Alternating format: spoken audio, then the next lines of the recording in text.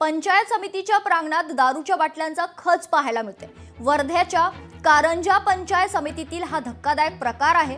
पंचायत समितीच्या आवारात कचऱ्याच्या ढिगाऱ्यात विदेशी दारूच्या बाटल्या आढळलेल्या आहेत। दारूबंदी जिल्ह्यात चक्क पंचायत समितीत दारू रिचवतोय कोण असा प्रश्न आता उपस्थित होते। तर वर्धा जिल्हा हा राष्ट्रपिता महात्मा गांधींच्या यांचा जिल्हा म्हणून ओळखला जातोय। या जिल्ह्यात दारूबंदी असताना सुद्धा चक्क शासकीय कार्यालयाच्या पंचायत समिती आवारात दारूच्या बाटल्यांचा खच आढळलाय। दरम्यान याचाच आढावा घेतला आहे आमचे प्रतिनिधी भूपेश बारंगे यांनी।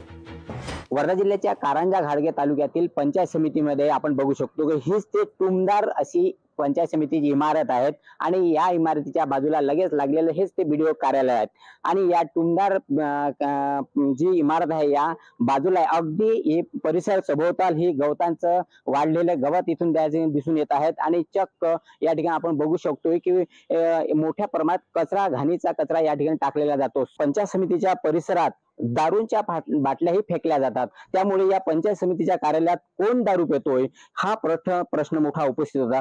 वर्धा जिल्ह्यात दारूबंदी असताना या पंचायत समितीच्या कार्यालयात कुठून दारू येतो हा प्रश्न आता उपस्थित होत आहे। ज्या जिल्ह्यात महात्मा गांधीचा जिल्हा म्हणून ओळखला जातो आणि या जिल्ह्यामध्ये जी परिस्थिती आपण दाखवू शकतो, या पंचायत समितीच्या कार्यालयात चक्क दारूंच्या मोठमोठ्या 1-1 लिटरांच्या बाटल्या दिसून येत आहेत। त्यामुळे या अधिकारी मनमानी कर चालतोय का असा प्रश्न आता उपस्थित होत आहे। कॅमेरामॅन धीरज सह भूपेश बारंगे, लोकशाही मराठी, वर्धा।